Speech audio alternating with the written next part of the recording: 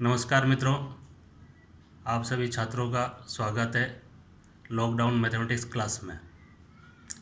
आज हम class second, third और फोर्थ का जो मैथमेटिक्स का फर्स्ट चैप्टर है नंबर सिस्टम, आज उसको हम देखेंगे।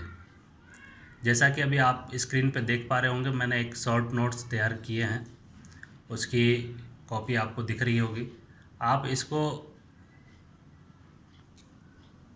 स्क्रीनशॉट लेके और आप इसको खुद भी नोट कर सकते हैं और अपनी कॉपी में नोट कर सकते हैं इसको।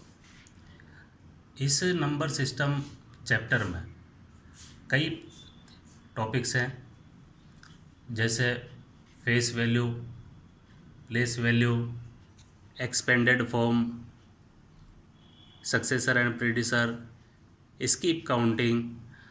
इन सभी टॉपिक्स के ऊपर हम आज क्लास लेंगे।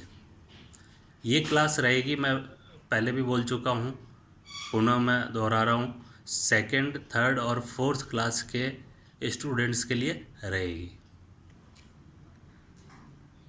नोट्स का सेकंड पेज ही है, फर्स्ट पेज पहले आपने उतार लिया होगा, ये सेकंड पेज है। इस पे एक्सपेंडेड फॉर्म और सक्सेसर और प्रीडिसर के बारे में मैंने क्लियर किया है। ये हम बोर्ड पे भी देखेंगे कैसे क्या होता है और सीखेंगे। ये थर्ड पेपर है जिस पे स्किप काउंटिंग के बारे में और सक्सेसर और प्रीडिसर का जो रेस्ट भाग था वो था इसमें। आप इसका स्क्रीनशॉट लेके और इसको अपनी कॉपी में उतार सकते हैं। ये पूरा नंबर सिस्टम का चैप्टर आज हम इस क्लास में क्लियर करेंगे।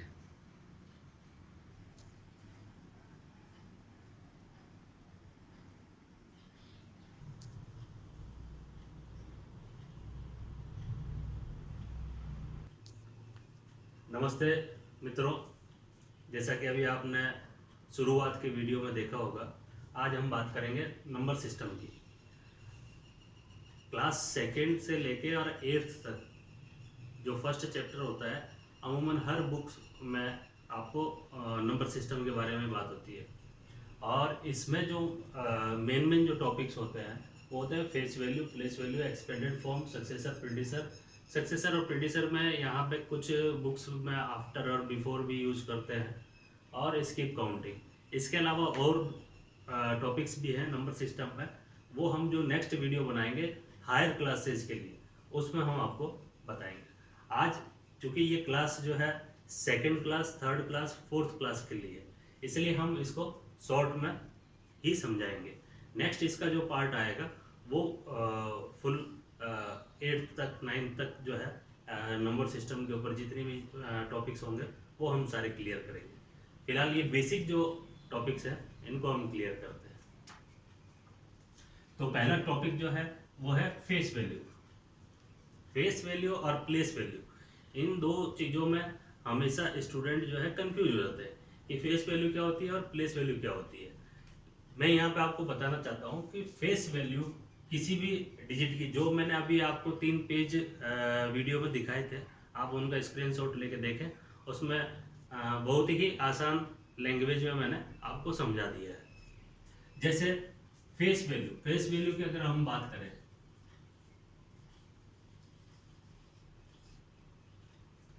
तो कोई एक डिजिट है, एक संख्या है 3478, 3478। 3478 में अगर पूछा जाए कि 7 की फेस वैल्यू क्या है, 7 की फेस वैल्यू क्या है, तो 7 की फेस वैल्यू 7 है। लेकिन जब हम प्लेस वैल्यू की बात करते हैं और जब ये पूछा जाए कि 7 का प्लेस वैल्यू क्या है, तब हमको ये इकाई, दाई, सैकड़ा, हजार, 10,000, या इंग्लिश में अगर बोले तो वंस, टेंस, 100, 1000, है ना, वो यूज करना पड़ता है। तो ये वंस हो गया, ये टेंस हो गया और ये 100 हो गया और ये 1000 हो गया। अब यहाँ पे प्लेस वैल्यू की अगर हम बात करें तो 7 का जो प्लेस वैल्यू है वो क्या है, यानी कि 10। 10 मतलब कि इसको हम जब भी लिखेंगे 7 इंटू 10 यानी कि 70 ऐसे लिखेंगे। तो मेरे हिसाब से ये दोनों चीज़ें आप समझ गए होंगे। जहाँ तक है फेस वैल्यू में कभी भी कोई भी अपन उसका टेंस, 100, 1000 ये सब यूज नहीं करेंगे। फेस वैल्यू, फेस वैल्यू का मतलब साधारण शब्दों में समझ जाइए कि उसको देखने से जो हमको उसका मान प्राप्त हो रहा है, उसकी जो वैल्यू पता चल रही है, वो वैल्यू उसकी फेस वैल्यू है। 7 देखेंगे तो 7 होगी, 8 देखेंगे तो 8 होगी और 4 देखेंगे तो 4 होगी। लेकिन ये कहीं पे भी हो, इससे कोई मतलब नहीं है, चाहे वो वंस पे हो, टेंस पे हो, 1000 पे हो, लाख पे हो, कहीं पे भी हो, उससे कोई मतलब नहीं है। उसकी फेस वैल्यू हमेशा उसका खुद का अपना जो वैल्यू है वो रहेगा। 7 का वैल्यू खुद का 7 होता है और 4 का वैल्यू 4 होता है, तो ये रहेगा। अब एक्सपेंडेड फॉर्म, अब यहीं पे हम एक और एग्जांपल ले लेते हैं, यही एक एग्जांपल ले लेते हैं 3, 4, 7 और 8। इसी संख्या में जब हम देखेंगे कि 8 की प्लेस वैल्यू क्या है, फिर 7 की प्लेस वैल्यू क्या है, फिर 4 की प्लेस वैल्यू क्या है और फिर 3 की प्लेस वैल्यू क्या है, इनकी प्लेस वैल्यू निकालेंगे। इनकी प्लेस वैल्यू क्या है, 8 वंस 8 इंटू 1, 7 इंटू 10 70, 4 इंटू 100 400, 3000 पे। ये यहाँ पे आप देख रहे होंगे। इसका एक चार्ट भी मैंने बना के दिया है उस पेपर पे जो फर्स्ट में आपने देखा है। वो चार्ट जो है हमको बनाना होता है ऐसे 3, 4, 7, 8, ये वंस हो गया, ये टेंस हो गया, ये 100 हो गया, ये 1000 है ना, इस तरीके से ये चलता है। अब ये एक्सपेंडेड फॉर्म में ये चीज कैसे काम आएगी, तो अगर इस संख्या को एक्सपेंडेड फॉर्म में लिखना है तो क्या करेंगे हम, तो क्या करेंगे 3000, पहले 1000 को लिखेंगे क्योंकि यहां से स्टार्ट करेंगे, 1000 प्लस फिर 400 प्लस 70 प्लस 8, ये एक्सपेंडेड फॉर्म हो गया इसका, ये एक्सपेंडेड फॉर्म हो गया। अब हमने तीन चीजों को एक साथ अगर देखा जाए तो तीनों चीजों को हम एक साथ समझ सकते हैं कि एक ही डिजिट में एक जो है हमने निकाला फेस वैल्यू का, एक निकाला हमने प्लेस वैल्यू का, और प्लेस वैल्यू से ही हम क्या निकालते हैं, एक्सपेंडेड फॉर्म निकालते हैं।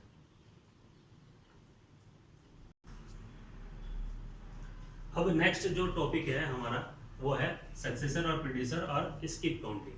अभी इसको हम समझते हैं। सक्सेसर और प्रीडिसर को हम आफ्टर और बिफोर भी लिखते हैं, आफ्टर एंड बिफोर।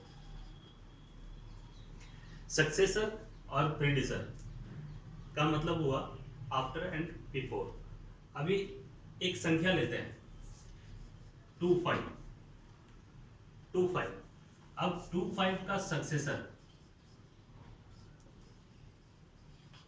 क्या होगा और 25 का प्रीडिसर क्या होगा,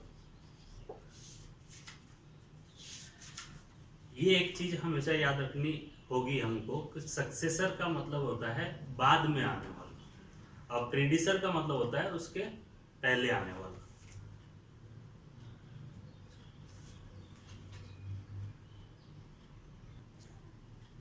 तो इसको समझने के लिए आपको एक आसान भाषा में मैं समझा देता हूँ। सक्सेसर का मतलब हुआ जस्ट बाद में आने वाला और प्रीडिसर का मतलब उसके जस्ट पहले का।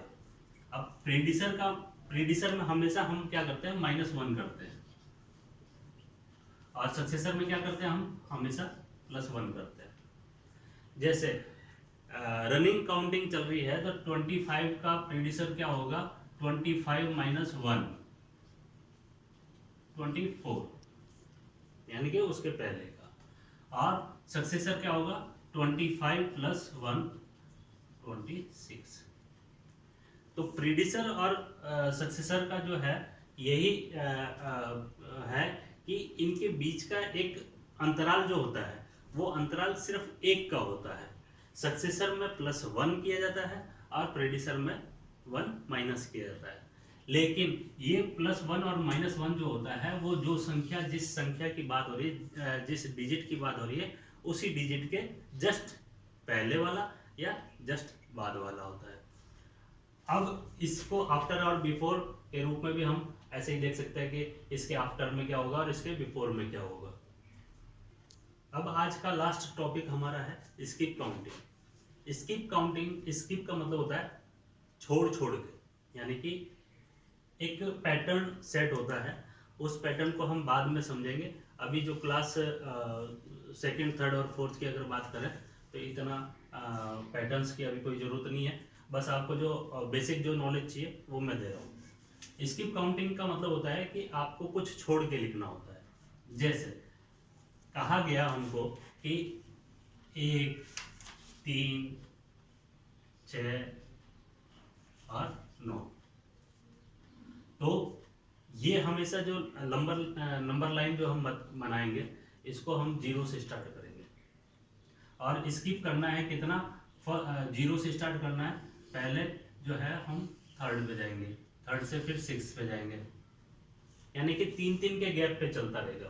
3 का गैप हमेशा बीच में आएगा, यानी कि 0 + 3 = 3 और 3 + 3 = 6, ऐसे ही ये आगे चला जाएगा। ठीक है। अब इसी में अगर स्किप करना हो हमको 2, स्किप काउंटिंग यूज करनी है 2 यूज करना है, तब क्या करेंगे, 0 से 2, 2 से 4, 4 से 6, 6 से 8, 6 से 8, यानी कि क्या हुआ, 0 + 2, 2 + 2, 4 + 2 और 6 + 2, ये स्किप हुआ। इस तरह से स्किप करता चला जाएगा। अब इसमें जो पैटर्न की जो बात कर रहा था, तो वो पैटर्न ये होता है कि आपको एक पैटर्न समझना पड़ेगा कि ये 2-2 के अंतराल पे चल रहा है तो वो सेम चलेगा। ऐसा नहीं है कि स्किप काउंटिंग में यहाँ 2 के अंतराल में चल रहा है फिर आगे 6 के अंतराल में चलेगा। अब जैसे एक एग्जांपल देखते हैं कि कहीं लिखा हुआ है स्किप काउंटिंग में कि 100, सिंपल सा एग्जांपल ले रहा हूँ, 200, 300 और 400। इससे देखने से पता चल रहा है कि ये स्किप कितना कर रहा है, 100। एवरी टाइम 100 में 100 ऐड करेंगे तो 200 आ जाएगा, 200 में 100 ऐड करेंगे तो 300 आ जाएगा, 300 में 100 ऐड करेंगे तो 400 आ जाएगा। इसी तरीके से कुछ भी हो सकता है, 100, 150, 200, 250। अब इसमें जो गैप आ रहा है, जो स्किप हो रहा है काउंटिंग, वो कितनी हो रही है, सिर्फ 50 की हो रही है, यानी कि +50 करेंगे। अब यहीं पे जरूरी नहीं है कि ऐसे ही चले, ये उल्टा भी चल सकता है, यानी कि 250, 200, 150, 100। अब यहाँ पे क्या हो रहा है, 50 स्किप कर रहा है, लेकिन कौन सा स्किप कर रहा है, -50। ये एक पैटर्न सेट होता है, जैसे लिखा हुआ है 3, 5, 7, 9। अब इसको देखने से क्या पता चलता है, कि इनके बीच का जो गैप है, 2 का गैप है, 2 का गैप है, यानी कि 3 में 2 ऐड करेंगे तो 5 आ जाएगा, 5 में 2 ऐड करेंगे 7 आ जाएगा, 7 में 2 ऐड करेंगे 9 आ जाएगा। इसी तरीके से ये पूरा एक चैप्टर नंबर सिस्टम का है। नंबर लाइन का यूज और इसका कंसेप्ट जो है, जो मैंने आपको पेज शुरू में दिखाए थे, उनको आप स्क्रीनशॉट लेके उनको पॉज करके उनको नोट करके इन सारी चीज़ों को समझ सकते हैं। फिर भी यदि किसी का कोई क्वेश्चन हो, कोई चीज़ समझ में नहीं आती हो, तो आप मेरे को कमेंट में लिख सकते हैं। मेरे इस चैनल को सब्सक्राइब भी करें और इस वीडियो को अगर आपको अच्छा लगा हो तो लाइक भी करें। अंत में मैं आपको होमवर्क भी दूंगा। एक होमवर्क की शीट आपको इसी वीडियो में लास्ट में मिलेगी, उसको भी पॉज करके आप स्क्रीनशॉट ले लें ताकि आपके लिए होमवर्क भी हो, आप खुद प्रैक्टिस करें। देखिए मैथमेटिक्स में मैं बार बार कहता हूँ कि आप जब तक खुद प्रैक्टिस नहीं करेंगे, कॉपी पेन लेके एवरी टाइम आपको बैठना पड़ेगा, एवरी टाइम आपको काउंटिंग करनी पड़ेगी, एवरी टाइम आपको जो है कैलकुलेशन चालू रखनी पड़ेगी। सिर्फ वीडियो देखने से, इसको लाइक करने से कभी भी मैथमेटिक्स नहीं आएगी। तो आप इसको लाइक और सब्सक्राइब तो करें, साथ में पेन और कागज़ जरूर लेके बैठे और लास्ट में ये होमवर्क और नोट कर लें।